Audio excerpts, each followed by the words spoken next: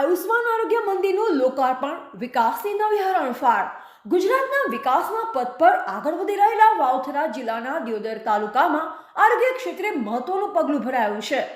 આરોગ્ય અને પરિવાર કલ્યાણ વિભાગ દ્વારા નવનિર્મિત આયુષ્માન આરોગ્ય મંદિર દિયોદર 2નું લોકાર્પણ ધારાસભ્ય શ્રી કેસાજી ચૌહાણના વરદ હસ્તે ગુરુવાર સવારે 10 વાગે કરવામાં આવ્યું હતું.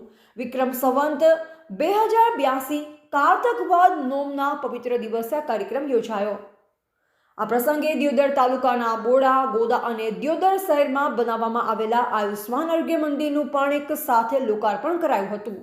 આ મંદિરો ગ્રામીણ વિસ્તારોમાં આરોગ્ય સેવાઓને વધુ સુલભ અને મજબૂત બનાવવા માટે મહત્વના પુરવાર થશે.